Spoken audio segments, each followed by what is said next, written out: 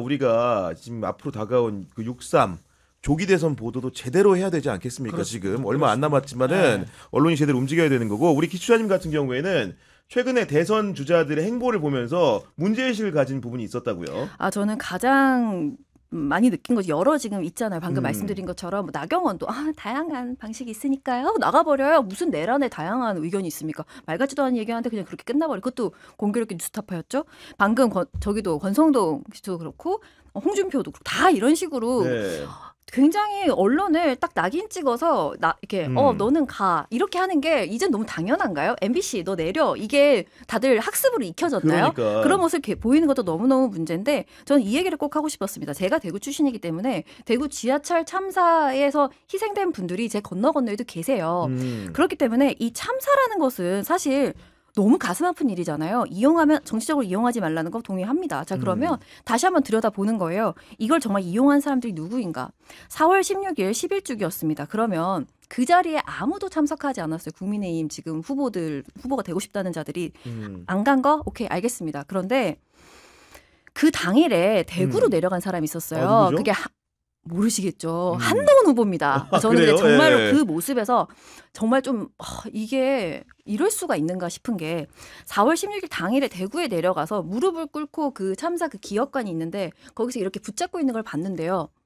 내가 이런 느낌을 어디선가 받았는데 이게 뭐였지 생각이 들었어요. 기시감이 들어서. 네. 네. 아까 말씀드렸듯이 이태원 12구 참사 때 김건희가 그 앞에 쪼그려 앉아서 이렇게 바라보는 사진을 봤을 때 그때 그 기분인 거예요.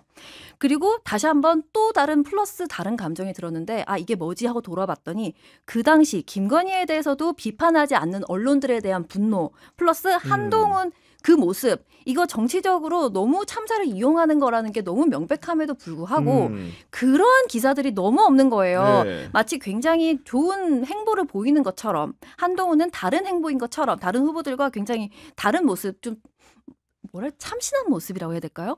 그런 식의 기사가 쏟아져 있더라고요. 참신한 모습으로. 네. 그래서 그때 느꼈던 두 가지의 감정이 또다시 들더라고요. 왜 언급하지 않습니까? 네. 그것을 참사를 정치적으로 이용하는 거 명백한데 왜 기사가 그만큼 나오지 않는가? 그런 부분도 그렇고 사실 대선 보도에서 가장 주류를 이루는 보도가 여론조사 보도이지 않습니까? 그렇죠. 근데 그 여론조사 보도에서 그 비호감도라는 정치인에 대한 그런 걸 두고 최희영 선배 글을 봤는데 네. 공감되는 부분이 많았어요. 그러니까 이제 비호감도 저도 그게 비호감도가 그렇게 이재명 대표가 높다고 해서 이렇게 봤는데 마침 이제 그 조사 같은 경우는 그게 뷰스앤뉴스의 기사를 보고 제가 쓴 건데 뷰스앤뉴스 기사를 보다가 비호감도가 이재명 대표가 높구나. 헤드라인이 그거였으니까요. 뭐 이렇게 이재명 대표가 1위긴 하지만 비호감도는 60몇 %로 높다. 네. 이게 헤드라인이었어요. 그래서 이제 뷰스앤뉴스 같은 경우는 이제 상당히 친윤석열 같은 그런 행보를 많이 보였었거든요. 그래서 그런가? 라고 하면서 뷰스앤뉴스가 언급한 그 여론조사 있지 않습니까? 원조사를 이렇게 보니까 그러면서 다른 후보들의 비호감도를 봤어요. 근데 국민의힘 후보들은 70%가 다 넘어. 70막5% 그래. 원래 지지자 아니면 대부분 비호감이죠. 네. 그러니까 이게 다 막 70 몇 %야. 그래서 그러면 이게 지금 지지율은 압도적으로 높고 비호감도는 60 몇 %라는데 이재명 대표는 다른 후보들도 70 몇 %면 그러면 이게 뭐가 그냥 다 같이 써준다면 이재명 후보 경선 후보의 비호감도가 그렇게 높나? 이게 기사가 안 되잖아요. 기사가 안 돼. 다른 거랑 비교라면 비교라면 기사가 안 돼. 이재명을 공격할 수가 없어. 따로 떼었어야 돼. 따로 떼었어야 돼. 그러니까 이재명 비호감도만 쓴 거야. 근데 그게 이제 진실은 아니잖아요. 아니 냉장고 안에 썩은 사과 놔두고 우리 사과는 다 싱싱해요. 이렇게 지금 이야기하고 있는 건 마찬가지 아닙니까? 그렇죠. 그러니까 이게 언론 진실 보도한다며. 그러니까 리서치 조그마한 리서치 하나로도 누구나 가가지고 원본을 보면 확인할 수 있는데 이렇게 장난을 치는 게 너무 많다. 원본을 보면 장난칠 수 있는 것 중에 하나가 또 한덕수예요. 저는 요것만 지금 곧 가야 되니까 요것만 꼭 지적하고 싶습니다. 알래스카 LNG 같은 경우 맞아. 예. 그냥 제가 하는 SNS에 어떤 전문가분이 요 관련된 사업에 알래스카 주의회랄지 그다음에 에너지 관련된 미국의 신문이랄지 요런 거를 스크랩하면서 이거 들어가면 굉장히 물릴 것 같다.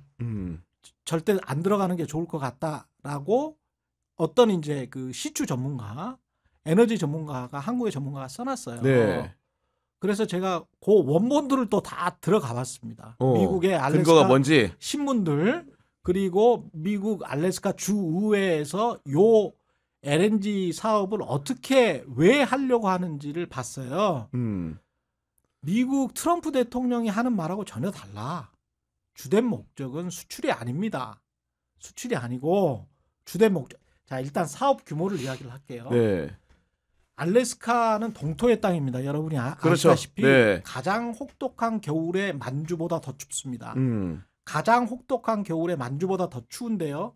비유를 하자면 817마일 정도 되기 때문에 저쪽에 울산 정도의 앞바다에서 LNG를 시추한 다음에 신의주 넘어서 만주까지 수송관을 있는 겁니다. 1m가 넘는 대형 관으로 쫙 있는 겁니다. 직경이. 예. 직경이. 예.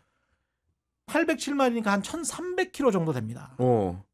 근데 이 알래스카 주에 가보니까 알래스카 주민들의 바람으로는 딱 두 군데만 지상이고 두 군데 사이트만 지상이고 전부 언더그라운드입니다. 전부 지하예요. 그중에 일부는 이제 많이 있기 때문에 네. 해저도 뚫어야 되고요. 해저 뚫어서 연결을 육상으로 해야 됩니다. 돈이 천문학적이겠구나. 네. 예.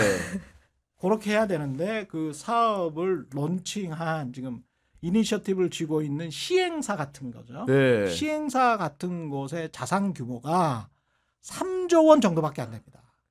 3조 원. 3조 원요. 자, 그러면 네. 이렇게 생각하면 돼요. 자, 자기 땅이에요. LNG하고 석유가 펑펑 나요. 전 세계에서 19세기부터 가장 유명했던 석유 기업이 어디입니까? 영국 BP, 네. 미국 엑소모빌. 예.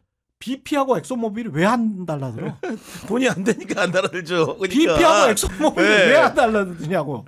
그렇게 좋은 사업이면. 그렇게 예. 좋은 사업이면 말이 안 되잖아. 음. 말이 안 되잖아. 그러니까 들어가면 제가 이렇게 표현했어요. 제 TV에서. 야, 이거는 돈을 우리가 주고 강제 진용당하는 거다. 정확합니다. 우리가 돈 주고 돈 한 수십조 원 주고 강제 진용당하는데 내 발로. 네, 내 발로 가서 근데 이제 본인들 바람으로는 한 10년 내에 끝내고 싶은 거야. 10년 내에 끝내고 싶은데 20년이 걸릴지. 그 어른 땅을 전부 다 파야 되고요. 그리고 주된 사업 목적이 왔다 갔다 하는 석유랄지 LNG의 그 국제 가격이 알래스카 주민들 또는 주정부에게 별로 도움이 안 되니 안정적으로 주민 복지를 위해서 LNG를 따뜻하게 공급을 해주라. 그래서 알래스카 전역을 그냥 이렇게 관통을 하는 겁니다. 야, 그러니까 남의 나라 좋은 일을 우리 기업이 제 돈 들여가면서 해야 되는 거구나. 네. 네, 근데 거기에서 그러면 우리가 갑자기 거기에서 이제 삼성물산이나 현대건설이 들어간다고 쳐요. 그렇죠, 네. 그러면 거기에 들어가면 어떻게 해야 되냐면 그러면 우리가 그냥 유틸리티를 할게. 그냥 우리가 가스 공사가 돼가지고 정권을 우리한테 다 줘. 그러면 가즈프롬처럼 되는 거야. 만약에 협상을 한덕수가 해갖고 오려면 우리가 가즈프롬처럼 돼가지고 우리가 51% 이상의 지분을 계속 가지고 있으면서 너희들이 우리한테 계속 그 가스비를 줘.